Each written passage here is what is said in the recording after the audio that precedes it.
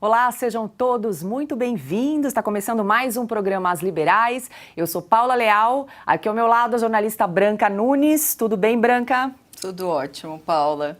Hoje a gente vai entrevistar a Raquel Gallinatti. Ela é delegada de polícia e presidente do Sindicato dos Delegados de Polícia do Estado de São Paulo. Bem-vinda, Raquel. Oi, é uma honra estar aqui com vocês. Seja bem-vinda. Muito obrigada. Muito bem-vinda. E a Raquel agora, ela também faz parte, acabou de ser convidada para a equipe de transição do Tarcísio aqui para o governo de São Paulo. Então eu queria começar conversando com você um pouquinho sobre isso. Como é que foi esse convite, né? E o que vocês que você pretende para essa equipe de transição? Eu recebi o convite de uma forma muito feliz, porque durante toda a campanha eu fui candidata a deputada estadual, estou agora na suplência, fazendo campanha, fiz campanha pelo Tarcísio para que o PSDB fosse varrido da forma como foi do estado de São Paulo, afinal sucateou e deixou a população aqui do estado completamente abandonada à criminalidade. Não só pelo comprometimento, mas pelo conhecimento técnico, pela forma, pela postura séria do governador Tarcísio. Eu acreditei e acredito nesse governo. Fiz campanha, apostei e acredito que é o melhor governador que o estado de São Paulo terá. O que a gente espera para a segurança pública é que o estado de São Paulo tenha uma segurança pública de qualidade como a população merece. Muitas vezes nós, policiais, estamos limitados e até mesmo impedidos de exercer as nossas atribuições por falta de investimento por parte do governo que passou aqui ao longo desses 30 anos, que foi o PSDB. Então, um novo cenário e as esperanças se renovam. Raquel, tem um amigo que ele é delegado em Araras e uma das reclamações dele... Não é o Tabajara. É meu amigo também.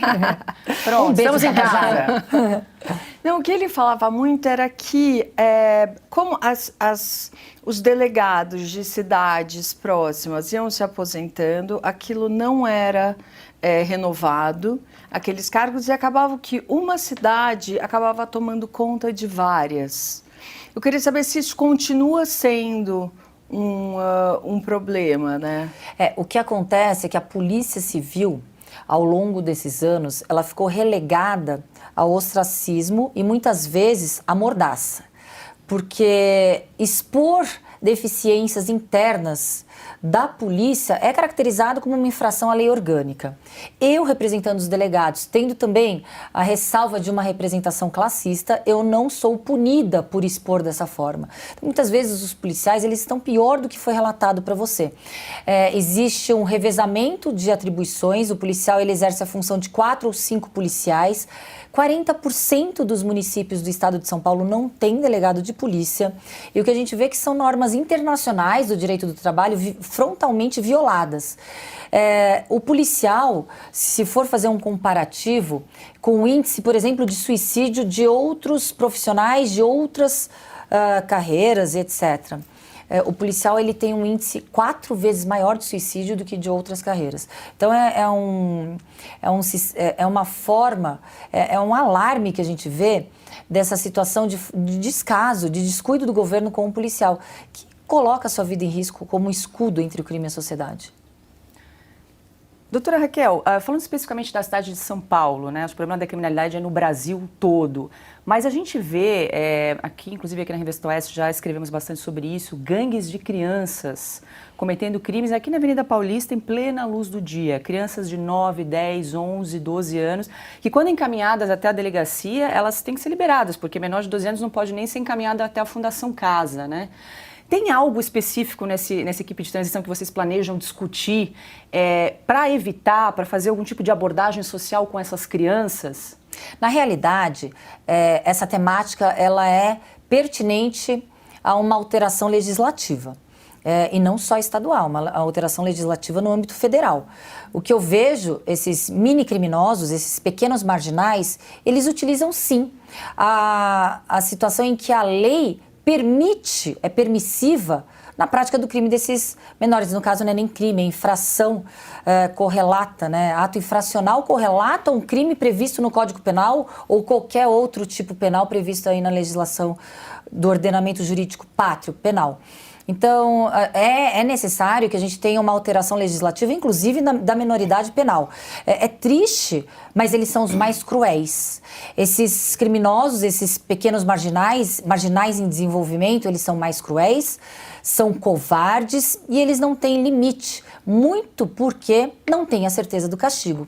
Existe a impunidade que reina quando até mesmo instrumento de criminosos acima de 18 anos sabe que existe a impunidade latente para o menor, para aquele menor infrator, para aquele que pratica o ato infracional, independentemente da crueldade, da tamanha hediondez que seja esse crime. Agora, a senhora é favorável à redução da maioridade penal. Com certeza. Mas a partir de que idade? Teria que se fazer um estudo, não só no âmbito da legislação, no âmbito da polícia, que é o que eu faço parte, da segurança pública, não só no âmbito do sistema de justiça criminal. É necessário com que a gente chame outras áreas para um estudo conglobante, tanto na parte social, da educação, psicológica, mas eu entendo que, de uma forma rasa e superficial, se menores a partir de 16 anos podem votar, da mesma forma podem ser responsabilizados pela prática dos seus crimes. Para mim são crimes, muito mais graves até do que muitos criminosos que superam os 18 anos, porque aí eles sabem quem tem a certeza do castigo.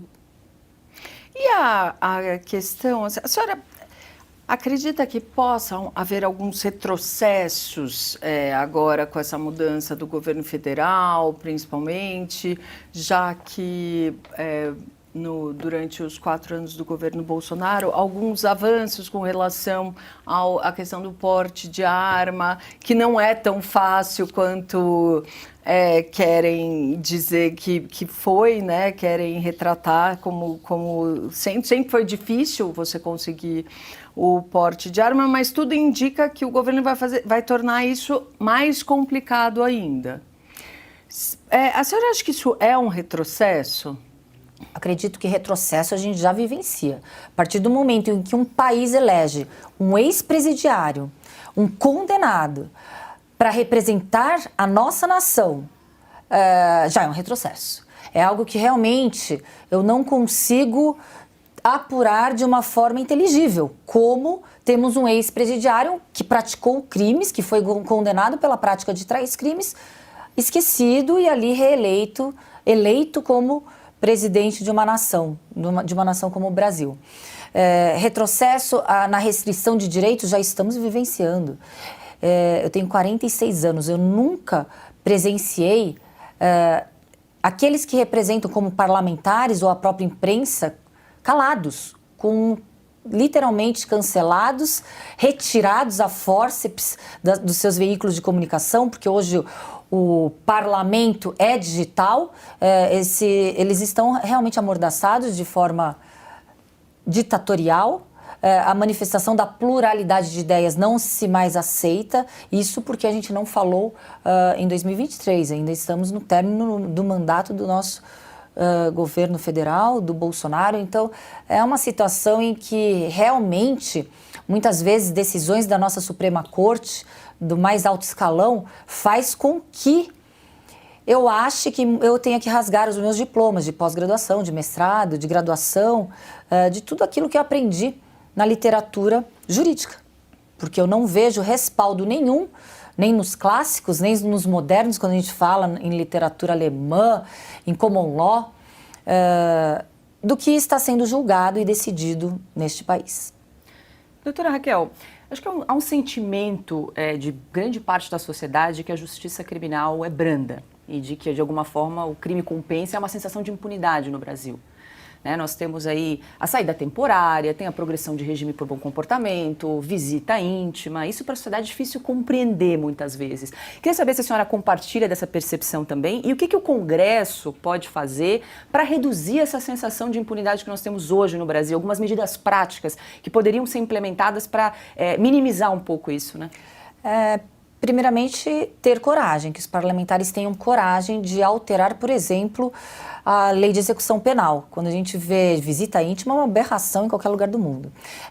A situação de excesso de direitos para os canalhas criminosos, aqueles que praticam crimes, e uma ausência de direitos para o cidadão de bem e para a vítima já é uma inversão completa de valores. Mas eu peço desculpas porque eu não respondi a respeito do porte de armas, da ressalva da posse de armas, em que há aí a sinalização explícita de retrocesso também nesse direito. Quando a gente fala, eu sou favorável, sim, ao armamentismo, eu sou favorável à liberdade de escolha, para que, se o cidadão de bem quer ter opção de escolher adquirir uma arma, que ele, cumprindo todos os requisitos objetivos, que não são poucos, ele tem essa propriedade. Isso não é terceirizar a segurança pública por particular e muito menos convocar guerrilheiros, não é isso. É simplesmente o exercício do direito, da faculdade de ter ou não um instrumento, muitas vezes até de legítima defesa.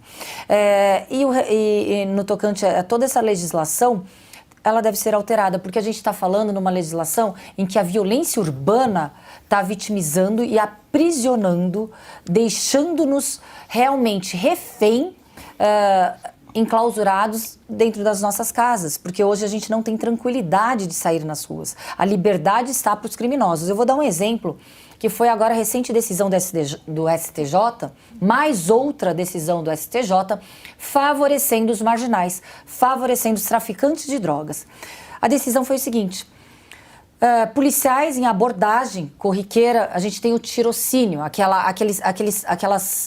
olhar que a gente sabe que algo ali de criminoso pode estar acontecendo. Ou seja, foi abordado um camarada, um criminoso, com uma mochila, essas que simulam mochilas de entrega de iFood ou de Rappi ou de comida, e ali foram encontradas muitas drogas dentro dessa mochila, foi condenado a 5 anos e um pouquinho mais de prisão, como tráfico de drogas.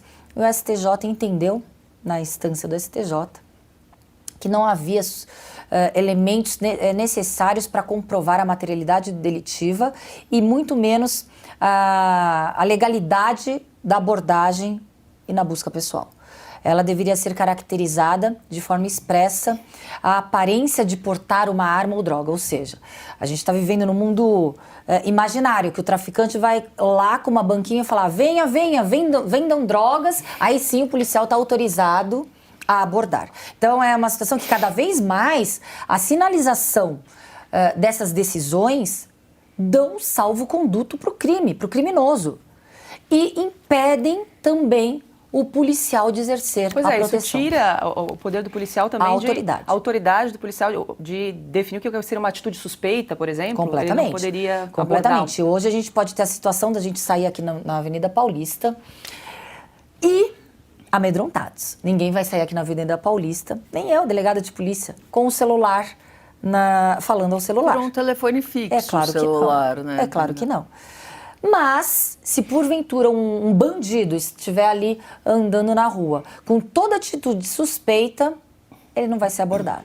Então, a resposta que essas decisões judiciais equivocadas, proferidas no calor e no quentinho dos seus gabinetes, que nunca tiveram conhecimento da rua, nem do que é um crime, nem do que são as vítimas quando se dirigem até as delegacias, é que aí, malandragem, vai aí, andem aí tranquilamente, que a polícia não vai abordar vocês. Caso contrário, será decidido uma nulidade nessa abordagem, porque não tem elementos suficientes da autoria, de que mostre de forma ostensiva o uso de armas, o porte de armas ou de drogas.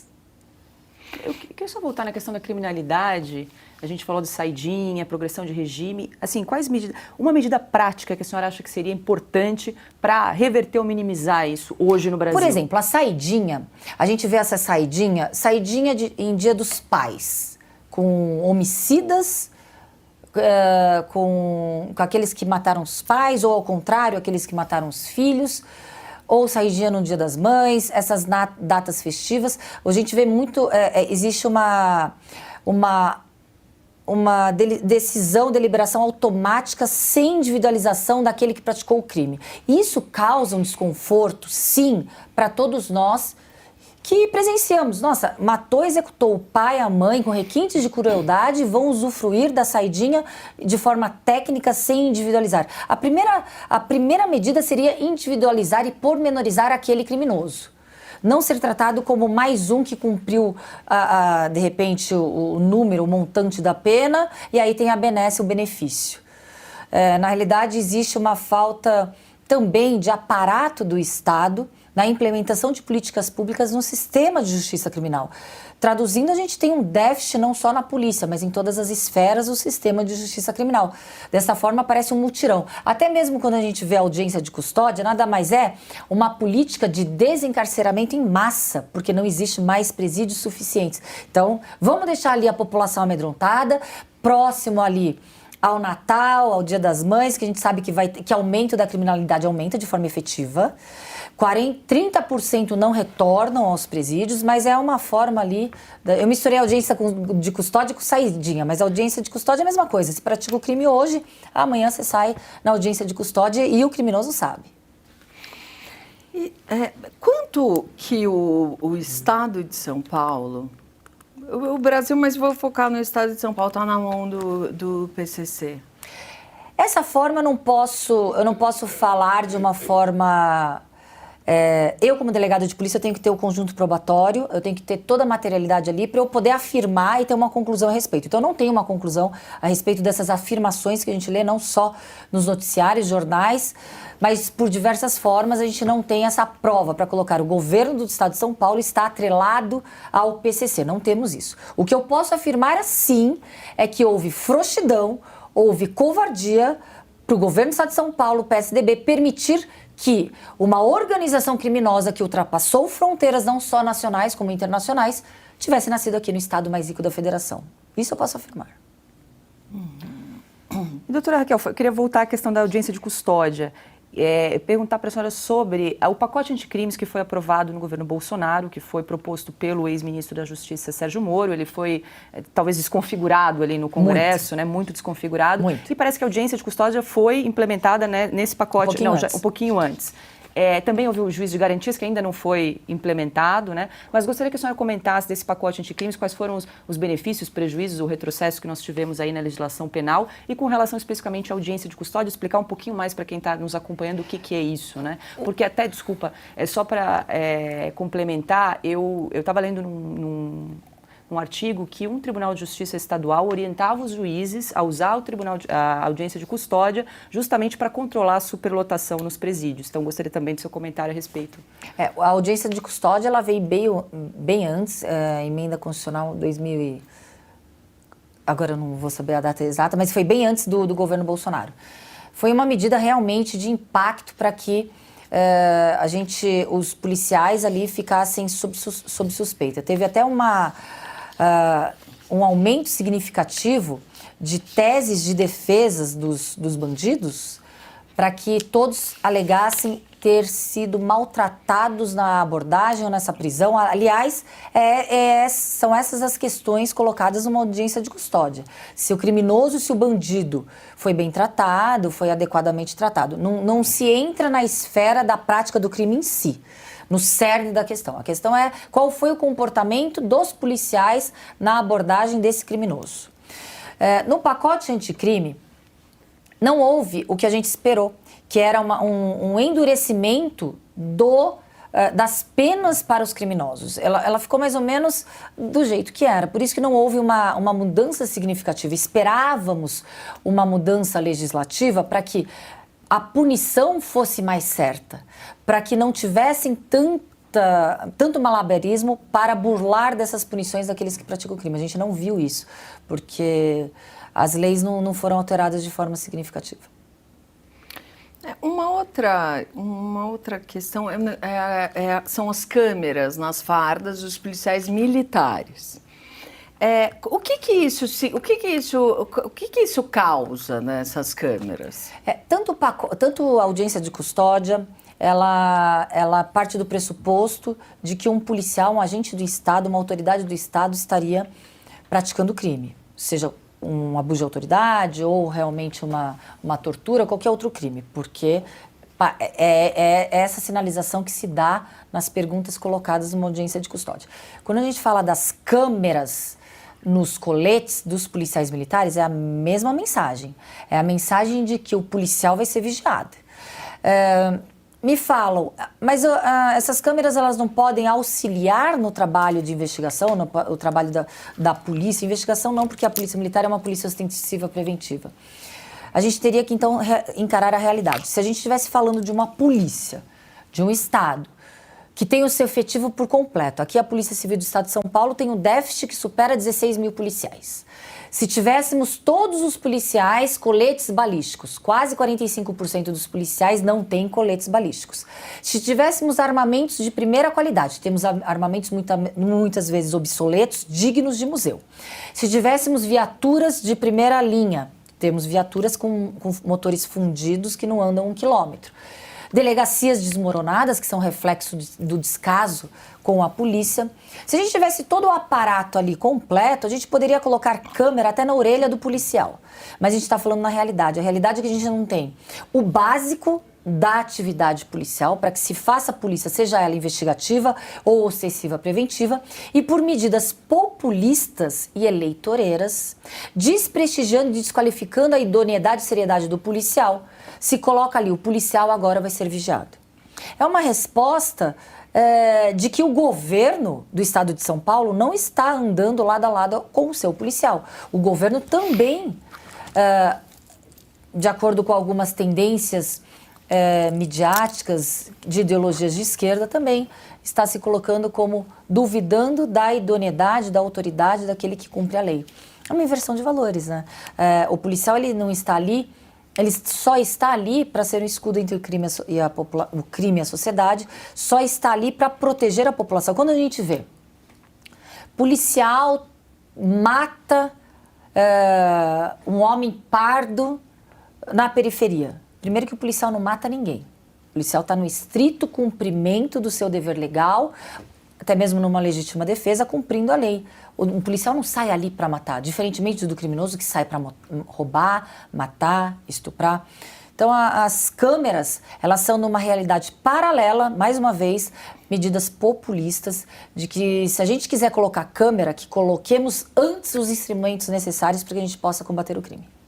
Como é que está a questão salarial dos policiais aqui no estado de São Paulo, delegada? Porque o piso salarial do delegado no estado de São Paulo, que é o estado mais rico do Brasil, é o pior da federação. É o pior salário, e a gente está falando no escalonamento que vem ao longo desses mais de 20 anos, em que a Polícia Civil do Estado de São Paulo, ela é completamente abandonada, desprestigiada, e quando a gente vê a falta de dignidade, ela esbarra na contraprestação salarial, remuneratória, porque o profissional valorizado é aquele que tem dignidade de salário, é aquele que não precisa fazer bico, não precisa ter que dobrar ou triplicar a sua jornada de trabalho. Qual é a média salarial hoje no estado?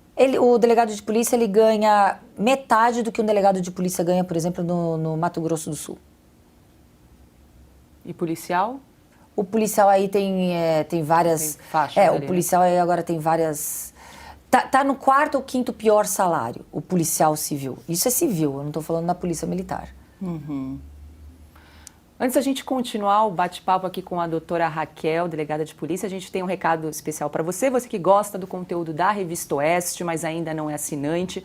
É só apontar o seu celular para esse QR Code que está aparecendo aqui na tela, e se você estiver acompanhando a gente pelo celular, é só clicar no link ou entrar em revistaoeste.com/assine para se tornar um assinante. Lembrando que a gente não aceita financiamento público, não aceita financiamento de partidos políticos, por isso a sua assinatura é muito importante para que a gente continue a exercer um jornalismo independente. Também não esqueça de se inscrever nas nossas redes sociais e no canal da Revista Oeste no YouTube e ativar as notificações para receber todas as novidades do nosso canal.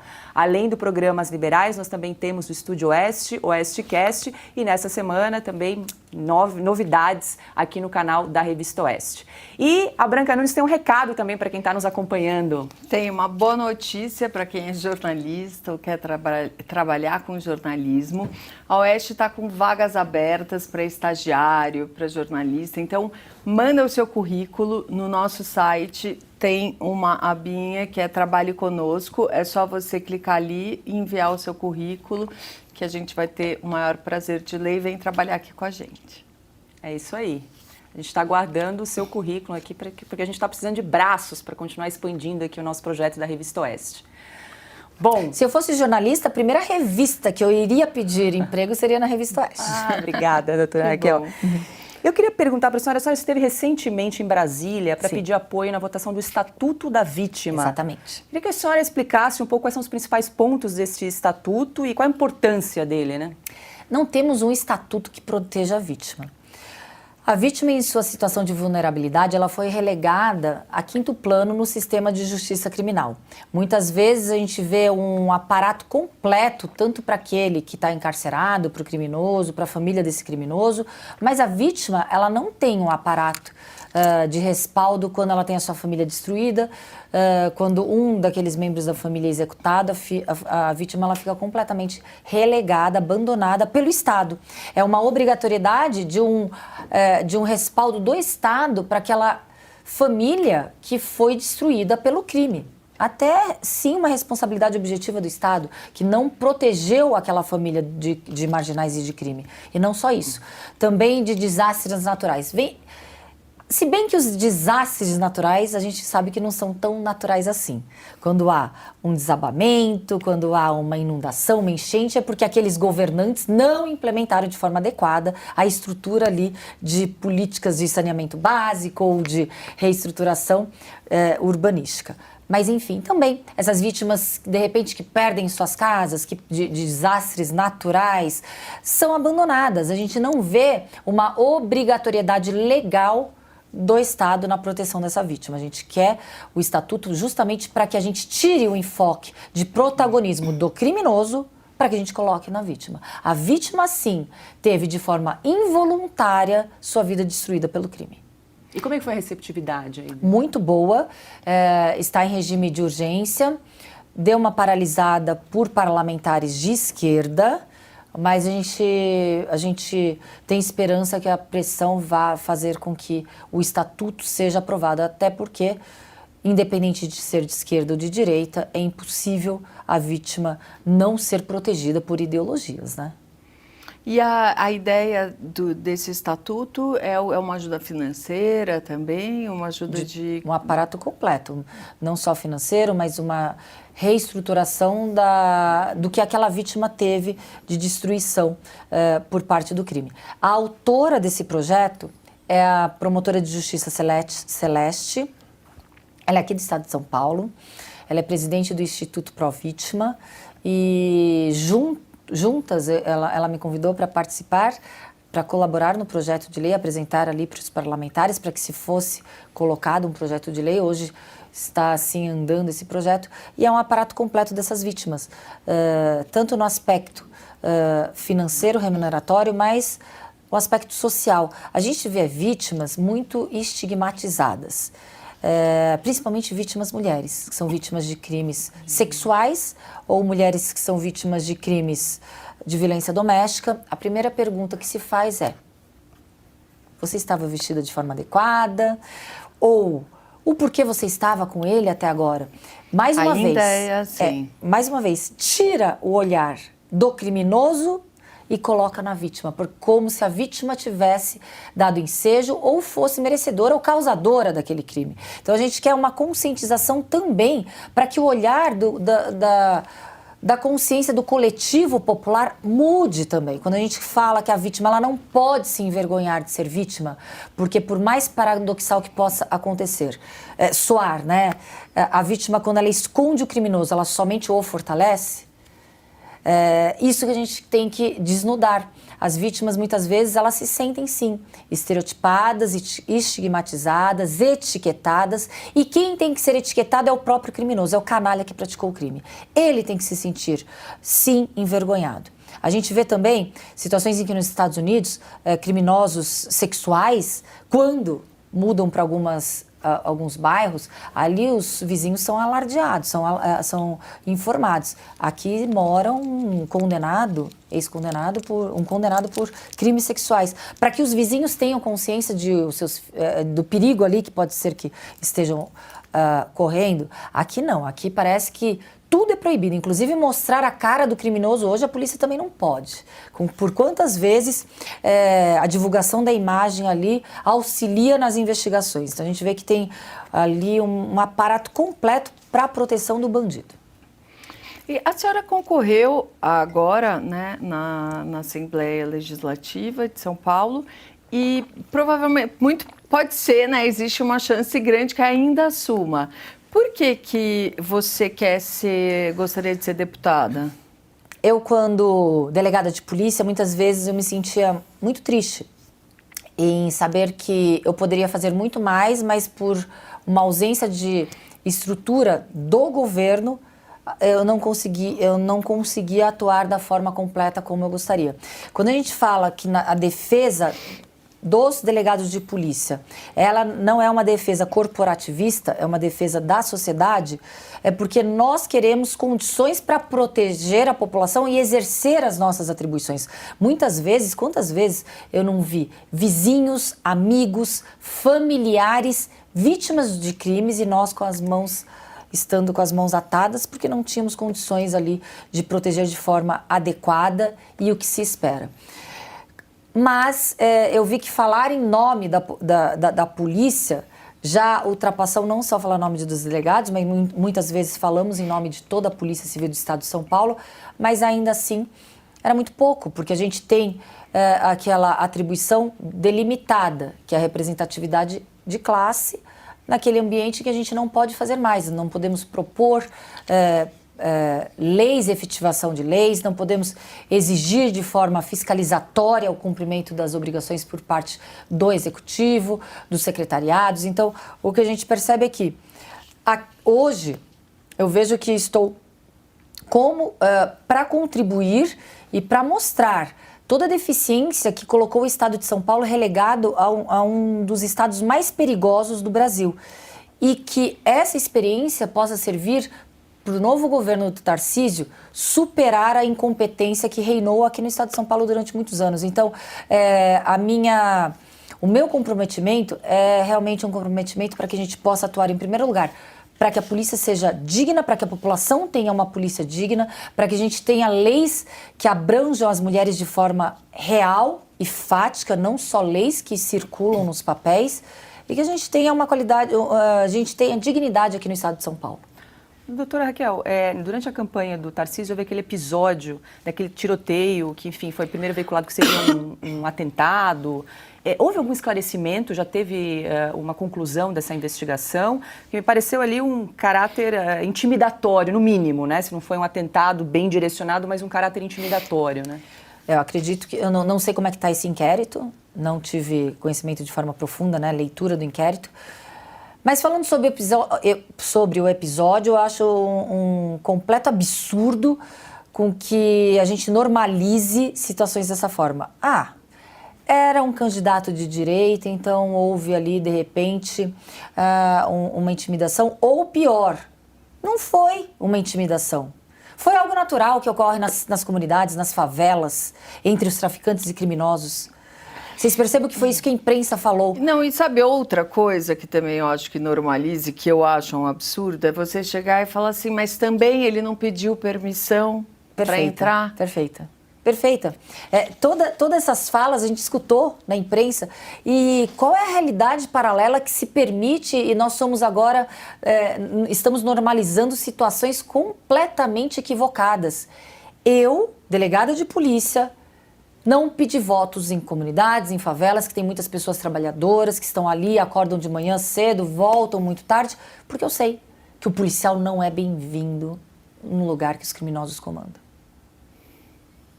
E, doutora Raquel, a senhora falou sobre agressão sexual. Como é que está essa questão de delegacias de mulheres ao redor do Estado, de um tratamento diferenciado, né, para mulheres que sofrem abuso, agressão, estupro? Ainda a gente vê muita teoria, muito papel, muito marketing. O PSDB é expert em marketing, mas a realidade é que não temos policiais suficientes nem para as delegacias do atendimento de todos os crimes de uma forma geral. Temos um déficit que supera 16 mil e quase 16.500 policiais. Quando a gente fala em delegacias especializadas, a gente fala numa situação em que teríamos que, no mínimo, ter o quadro completo para as delegacias do atendimento como se fosse o pronto-socorro do crime. Então, muitas vezes, aqueles policiais que atuam na Delegacia da Mulher são policiais de Norex. Estão na Delegacia da Mulher, estão em investigações, estão no plantão policial, porque não temos o contingente suficiente. Não temos como falar de uma situação completa. Hoje, claro, a sociedade requer, e acho muito salutar, que tenha esse olhar, esse destaque para a violência contra a mulher, e que tenhamos ali uma cobrança social para que políticas sejam feitas de forma imediata, políticas públicas. Mas quando a gente vê que elas são realmente só superficiais e rasas, quando as delegacias são abertas da mulher, com policiais de Norex, não são policiais lotados especificamente nessas delegacias. Precisamos de policiais mulheres nas delegacias das mulheres. Mas a gente está falando de um contingente que a gente não tem 25% de mulheres na polícia. Aí a gente vai chegar numa situação que eu acho bem curiosa. No governo Dória, quando ele assumiu, eu estou aqui falando do governo Dória porque foi o governo que mais traumatizou a Polícia Civil do Estado de São Paulo. O governo Dória, quando assumiu, ele teve uma ideia brilhante.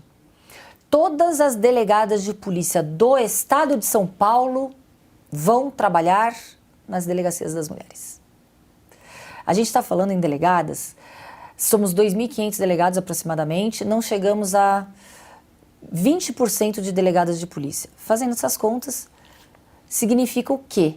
Que todas as delegadas de polícia do Estado de São Paulo, independentemente da área que ela esteja, seja DEIC, DENARC, DECAP, Corregedoria, DHPP, elas iriam necessariamente trabalhar no crime especializado de defesa da mulher. Ou seja, para combater uma injustiça social de gênero, uma violência institucional de gênero em que a delegada de mulher não poderia ser o que ela quiser. Só poderia ser a delegada da mulher. A delegada. E aí, como presidente do Sindicato dos Delegados de Polícia do Estado de São Paulo, oficiamos e falamos, se for efetivado, claro que judicializado será. Houve ali um retrocesso dessa medida realmente imbecil, de que, mais uma vez, vamos usar a polícia como instrumento de populismo e marketing. Então isso não foi implementado? Não. E a senhora foi a primeira mulher a assumir o sindicato dos delegados. E o ambiente é um ambiente muito machista? A polícia é um reflexo da sociedade. São pequenas células, não só a polícia, acredito que o mundo corporativo, em todos os setores a gente vê, não só no ambiente público como privado. A diferença é que, para que a gente ingresse no setor público, para que a gente ingresse numa instituição de Estado, a gente presta um concurso de uma forma realmente igualitária, né? A gente vê uma democracia assim, uma democracia não, mas armas iguais para que o ingresso daqueles que prestam concurso entrem nessa instituição. As provas são feitas e aí as pessoas que entraram estão ali na instituição. Mas eu não vejo da mesma forma o crescimento profissional quando dentro dessa instituição. Seja Polícia Civil, Polícia Militar, Ministério Público, Poder Judiciário, ainda vejo sim a ascensão mais rápida e meteórica de homens do que de mulheres. As mulheres, muitas vezes, elas não estão, por exemplo, no comando da gestão de uma instituição, elas não estão no comando da tomada de decisões de uma gestão. E olha o grave, as delegacias da mulher, elas são delegacias de, até então, eram segunda classe. Se todas as mulheres ficassem nas delegacias da mulher, uma delegada ela nunca teria acesso ao comando de uma instituição.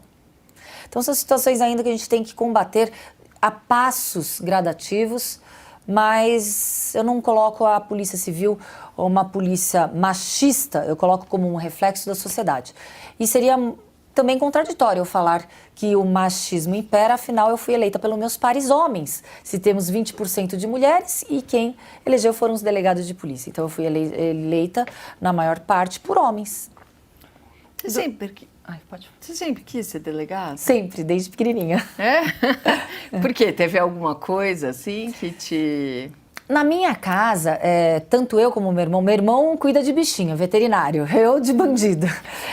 Na minha casa, nós dois sempre fomos educados para que as profissões não fossem escolhidas por gênero, nem estereotipadas. Então, todas as atividades extracurriculares, desde artes marciais até balé, os dois eram obrigados a fazer. Confesso que o meu irmão ia chorando pro balé. Era uma tortura para ele, mas ele era obrigado a ir também. Você gostava? Eu adorava, eu sou formada em balé, além de ser faixa preta de taekwondo, contramestre de capoeira. Não fiz o jiu-jitsu, ele é faixa preta de jiu-jitsu. Então é uma situação que a gente teve minha mãe japonesa, meu pai italiano, mesmo assim o italiano sendo mais, né, machista, digamos assim, os dois eles tiveram um consenso, um comum acordo de que nós teríamos a possibilidade de escolher o que queríamos ser de acordo com as nossas aptidões. E ali, desde pequenininha, eu era aquela criança chata. Você chegava ali na sala de aula, o popular é aquele que aceita tudo, né? O popular é aquele que estão fazendo... Na minha época, não tinha bullying. A gente não sabia o que era bullying. Bullying Tinha, né? Mas não era nomenclatura, né? E aí eu via uma criança sendo judiada por outros, por um grupinho. Eu nunca fiz questão de ser popular, então eu via aquela criança sendo judiada, eu era chata de me intrometer naquela situação, não aceitar aquilo, e comprar briga pra mim também, e ficar sendo, então vocês estão excluindo. Era eu e os excluídos, né, ali. Eu não fazia parte do grupo popular porque eu nunca achei engraçado você inferiorizar uma pessoa, objetificar, colocar como alvo, né, de chacotas ou piadas. Nunca gostei, nunca compartilhei.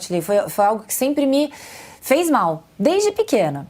E aí eu fui vendo, né, que o delegado de polícia, ele é o primeiro garantidor da legalidade e da justiça. Quando tudo dá errado na sociedade, esfera social, educação, qualquer esfera familiar vai parar na porta de uma delegacia. E ali, no calor dos fatos, o delegado de polícia tem a possibilidade de fazer justiça em primeiro momento. Então, eu sempre, de pequena, aquela que não coadunava com bullying, a ser delegado de polícia, eu vi que encaixou perfeitamente o que eu sempre tive como personalidade, a minha profissão. Mas você não tem policiais na família? Nenhuma tradição. Meu pai era oficial superior da Marinha, a minha mãe é educadora física, apesar de nunca ter dado aula externamente, só pra gente, né? Pra mim e pro meu irmão, mas ela tem uma floricultura hoje em Santos, há mais de 40 anos ela tem uma floricultura em Santos. Nunca tive tradição nenhuma na polícia. Doutora Raquel, eu queria voltar, retomar o assunto, aquela questão de agressão sexual, estupro, enfim. A senhora é favorável, por exemplo, ao instituto, não sei se instituto, enfim, mas a castração química, que é algo que se fala muito, tem uma polêmica, o que seria, as pessoas às vezes entendem de forma errada. Gostaria que a senhora explicasse o que seria essa manobra, medida, enfim. Sou extremamente favorável à castração química. A castração química, diferentemente do que as pessoas imaginam, não é a extirpação dos órgãos genitais daquele criminoso. A castração química são dosagens hormonais naquele que pratica o crime sexual, seja o pedófilo, seja o criminoso sexual. Pedófilo não, desculpa, porque a pedofilia, necessariamente, aquele que pratica um crime sexual contra menor, necessariamente não é um pedófilo. Pedófilo é uma doença, é uma parafilia de atração por crianças. E nem todos os doentes praticam crimes sexuais contra crianças. Então, olha a situação. O pedófilo é aquele que detém uma doença de atração sexual por crianças. Às vezes praticam crimes, às vezes são controlados de forma ali a nunca sair da esfera mental. O criminoso sexual, quando ele pratica o crime, a abordagem em outros países seria a abordagem voluntária, em que, para que ele faça jus a benefícios de progressão de pena, ele receba doses hormonais para que a libido seja ali retirada, que a ereção não tenha efetivação. Ou também como pena. Como pena seria a castração química. Eu sou extremamente favorável, trabalharei para isso, para que o Brasil tenha coragem de implementar uma pena dessa forma. Tem países que implementam? Muitos países, inclusive do primeiro mundo. Você sabe algum? Da Europa, a gente fala em Suécia, a gente fala Estados Unidos, a gente fala em Alemanha, França, a gente tem muitos países de primeiro mundo. E é uma coisa reversível, por exemplo? Sim, é a dosagem hormonal. Você vai controlando. Sim. Também não significa que com essa dosagem hormonal aquele agressor não tenha o ímpeto criminoso. Aí outras modalidades de crimes sexuais aquele criminoso pode praticar. Mas uma pena já ali colocada já inibe que com o próprio genital aquele criminoso pratique crime sexual. E prisão perpétua?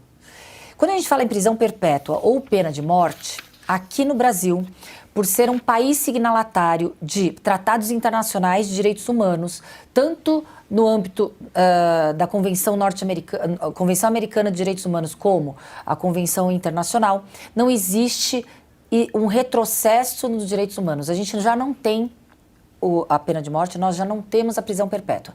Então, é uma esfera que realmente não tem como efetivar no Brasil. Quando a gente vê algumas discussões, eu sou favorável, eu não sou, vai ficar no âmbito da teoria, porque no Brasil é impossível implementarmos pena de morte ou prisão perpétua, porque assim diz as convenções internacionais de direitos humanos. Uma vez signatário, não se há um retrocesso daquilo que faz parte. Mas poderia ampliar, por exemplo, a pena máxima, né? Que hoje, 40 anos. Poderia ampliar. Jogar para 200? Poderia. Não. Não sei. A comutação da pena, né? Não, porque pena máxima de cumprimento de pena. Hoje, 40 anos. Porque daí equivaleria a uma prisão perpétua. A partir do momento que o Brasil é signatário desses tratados internacionais, não há possibilidade jurídica nenhuma de retrocesso em direitos humanos na relação de aplicação da pena perpétua ou a pena de morte.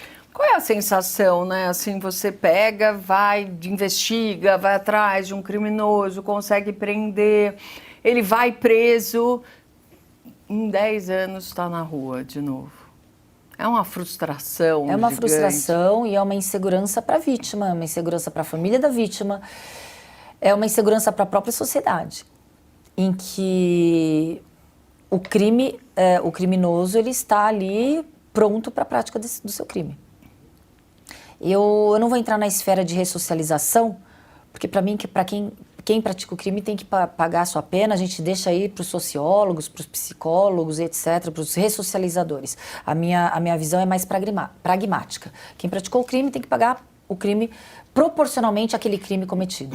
Eu acho alguns crimes eles são desproporcionais, penas extremamente brandas, benéficas, até que incentivam os criminosos.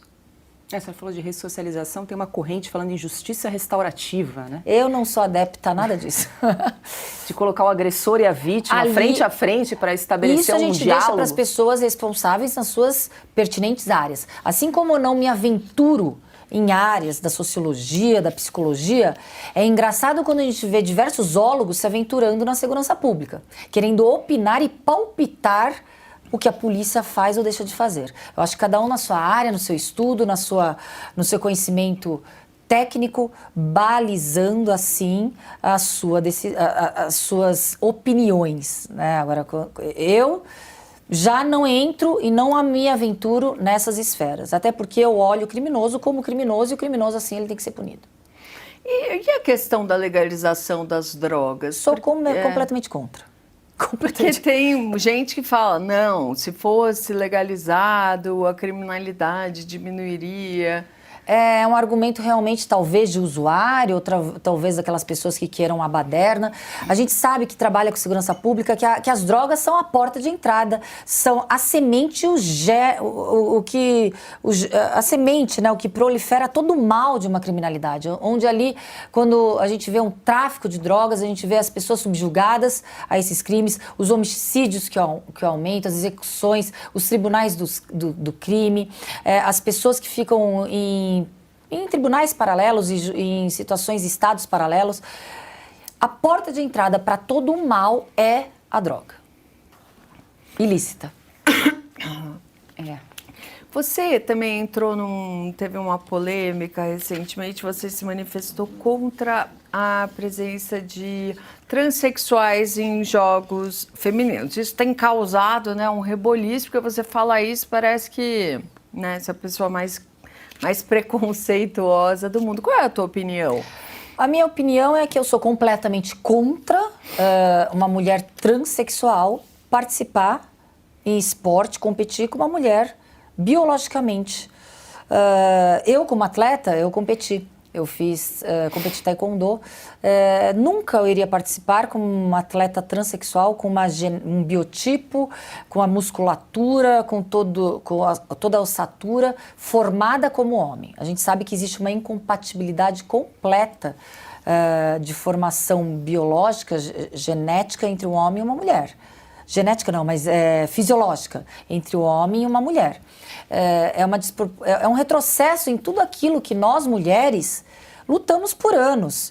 Quando houve uma separação em esportes olímpicos e esportes em categorias de gênero, não foi justamente porque existe uma inferioridade muscular, de execução, performática, da estrutura biológica mulher com a estrutura biológica homem. E quando a gente fala na possibilidade de transgêneros mulheres em esportes competitivos em alta competitividade, a gente já coloca e relega nós mulheres a competirmos pelo segundo lugar. O exemplo foi aquela a nadadora transgênero mulher, que quando homem era um atleta medíocre, não chegava nem nas primeiras 500 colocações. No primeiro ano, através de medicação, já transgênero mulher, bateu todos os recordes. E outra coisa, os índices ali, a nossa Ana Paula, eterna campeã, ela fala muito bem que os índices de dosagens hormonal da testosterona e etc. ainda é muito menor do que a mulher produz de forma natural, quando reduz a testosterona do homem. É um absurdo. A gente vê que significa um retrocesso em tudo aquilo que as mulheres lutaram para ocupar os seus espaços. E quando tentaram me cancelar num jornal de esquerda, num site de esquerda, os próprios leitores falaram, dessa vez a bola está errada. Eu não estava agindo com preconceito, muito pelo contrário. Eu estava defendendo os direitos adquiridos. Se existe exclusão, existe preconceito, existem minorias, que solucionemos estas minorias. Mas não de forma esfarrapada, atropelada, atropelando nossos direitos já conquistados. Então não vamos tapar um sol cobrindo com uma peneira e deixando outra situação completamente descoberta e retroceder no que a gente fala, o que é mulher. Pois é, a senhora falou que foi cancelada por um jornal? Um jornaleco de esquerda. Pois é, e nas redes sociais a senhora já sofreu algum tipo de cancelamento pelas suas opiniões, pelas suas Engraçado posições? que não. Não, eu fui vítima de stalking. Antes da promulgação da lei de stalking pelo Bolsonaro, o Bolsonaro promulgou a lei que tipifica a perseguição e a violência psicológica, que foi em 2021. Até então não tínhamos um tipo penal para o crime de perseguição, o famoso stalking. Então ali foi tipificado como uma ameaça. Não tinha notícia do que estava acontecendo. Quando percebi milhares de mensagens no meu Facebook, em contexto realmente de práticas de crimes hediondos, como vou te matar, degolar, estuprar e etc., imediatamente me dirigi aos meus pares da Delegacia de Crimes Cibernéticos. Foi identificado de uma forma muito rápida, porque diferentemente do que as pessoas imaginam, quando você pratica crime através de meios digitais, você deixa um rastro. Então, o seu rastro é muito mais fácil para ser localizado. Então, criminoso, que você pratica crime através das redes sociais, saiba que você vai ser localizado e punido. Só que a gente tem leis fracas, leis brandas. E, infelizmente, a pena ela não dá ensejo ao encarceramento. Ele foi ouvido, saiu pela porta da frente. Nenhuma pena, nenhuma prestação pecuniária? Nada. Prestação de serviço? E quando eu falei do preconceito das mulheres, quando as mulheres são vítimas, e eu fiz questão de dar notícia a esse crime, porque eu não sou uma vítima, no caso, o estereótipo de uma vítima que as pessoas olham como vítima. Eu ando armada, eu tenho conhecimento da lei, eu tenho conhecimento de todo o aparato de proteção legal estatal. E quando eu fui e fiz questão de me colocar, as mesmas perguntas que fazem para as vítimas mulheres de crimes sexuais ou de violência doméstica não seria diferente para mim. Fizeram. Afinal, o criminoso ele não pode praticar o crime se não houver uma provocação antes de uma mulher. Mas para mim era diferente. As perguntas eram: delegada, você já prendeu ele? Alguém da família dele? Ou algum conhecido? Eu falei, gente, olha a pergunta que vocês estão fazendo, jornais e de esquerda. Será que para o criminoso praticar um crime, a delegada é necessário que tenha prendido alguém? Alguém da família dele? É a mesma pergunta quando uma mulher é estuprada, que roupa você estava vestindo? Aí as pessoas tomam um choque, né? Porque fica no inconsciente. Quando uma mulher é vítima, vamos tentar ver a razão desse crime? Tem uma razão. A razão é porque essa delegada prendeu alguém da família do criminoso. Eu nunca vi esse criminoso, respondendo já. Não conheci esse criminoso e nas investigações ele, inclusive, ele nutria uma paixão pela Law and Order, que é o seriado Law and Order. E ela era uma delegada, no caso, que investigava crimes sexuais, né? Na série, ela investiga criminosos sexuais. Então, talvez isso, a raiva dele projetada... Eu não era a única delegada sendo perseguida ali, mas eu fui a única delegada que efetivei a denúncia, escancarei e coloquei de forma pública ali esse criminoso. Você acha que existe uma demonização da polícia por parte de alguns veículos de comunicação, algumas partes da sociedade? A demonização da polícia existe para aqueles que não cumprem a lei. Então, quando eu vejo uma complacência absurda para os criminosos, para que limites sejam ultrapassados... aumentou as mortes por policiais, diminuiu, sempre em destaque... Parece que, né, você está muito inseguro diante de um policial. Exatamente. E essa cultura de deixar o policial como o vilão e o criminoso como um coitadinho da sociedade é essa situação que a gente vê a ausência completa da nossa liberdade. A gente vê a irresponsabilidade de veículos de comunicação que estão cada vez mais perdendo a sua credibilidade, porque a gente tem notícias e sabe, eu achei muito... Vou fazer um parênteses, eu sei que a gente está aqui numa entrevista, mas eu achei bárbaro vocês falarem que vocês não são sustentados por nenhum investimento externo, público, vocês realmente atuam de forma independente. E quem tem um pouquinho mais de esclarecimento sabe que muitos veículos de comunicação são, sim, dependem de governos. Então, é uma situação em que, infelizmente, o que se norteia, o que se conduz ali para uma mentalidade da população, faz com que hoje a gente esteja nessa situação de aprisionamento. Você acompanha a Revista Oeste, doutora Raquel? Acompanho, eu sempre vejo as matérias, principalmente em redes sociais. Ah, que a senhora acompanha muito bem. Sim, Que bom, sim. obrigada. E eu só queria retomar, bom, a senhora está na equipe de transição, a gente conversou aqui no início, né, da nossa entrevista, a senhora está na equipe de transição do Tarcísio de Freitas. O que a gente pode esperar na área de segurança pública para o Estado de São Paulo? Qual seria, se a senhora fosse secretária de segurança, qual seria a primeira medida que a senhora adotaria no primeiro dia de governo? É uma conjectura que eu não posso falar, até porque seria muito pretensioso falar que eu seria algo dessa forma. Mas assim, como delegada de polícia, como deputada suplente, como população, eu quero a melhor segurança pública para o meu estado. Eu quero uma segurança pública que seja exemplo, não só de valorização dos seus policiais, de estrutura, mas que realmente a gente consiga ter a sensação de segurança. O termômetro do caos da segurança é estarmos nas ruas inseguros. Esse é o termômetro. Então, a gente tem uma série de medidas que a gente pode fazer de imediato, como o contingente da polícia ser reposto de forma profissional e gradativa, não só de forma aleatória existe muita situação em que não é conveniente ou oportuno para o governo abrir concursos. Eu acho que tem que ser encarar com seriedade a necessidade de contratação de policiais.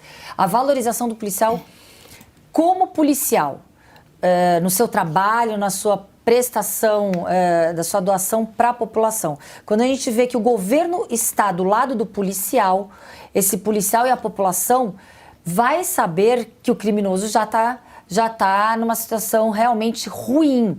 O governo ele tem que dar esse respaldo para o policial, ele tem que colocar que o policial ele é um agente do Estado. A estrutura da segurança, claro que ela não fala só em polícia investigativa, em polícia judiciária, a polícia militar, um salário adequado também aos policiais militares que estão ali realmente no front off do crime. uma adequação ali na valorização.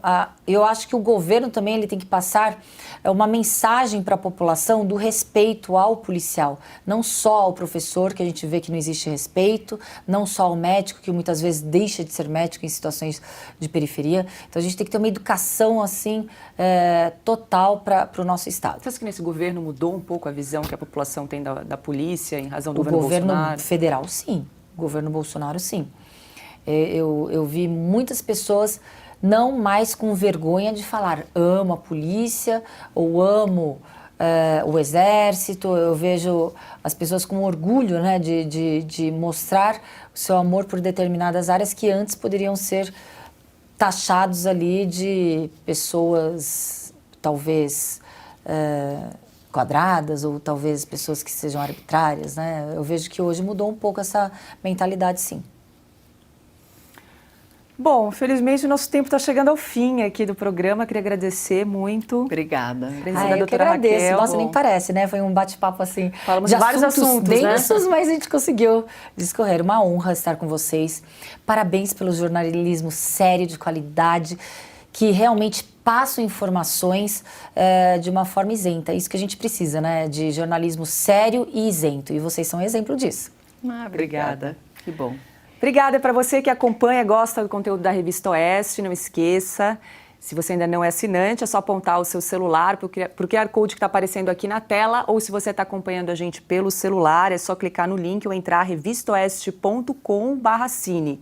Lembrando que nós não aceitamos financiamento público, não aceitamos dinheiro de partidos políticos, de empresas públicas, por isso a sua assinatura financia o nosso projeto, é muito importante para que a gente continue a exercer um jornalismo independente. Não esqueça também de se inscrever no nosso canal da Revista Oeste, no YouTube.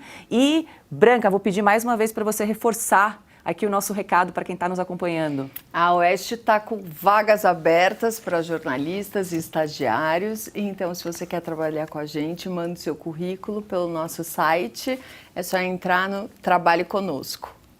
Maravilha, a gente está aguardando vocês. Muito obrigada pela companhia. A gente espera vocês na próxima terça-feira, às 8h30 da noite, no canal da Revista Oeste. Obrigada.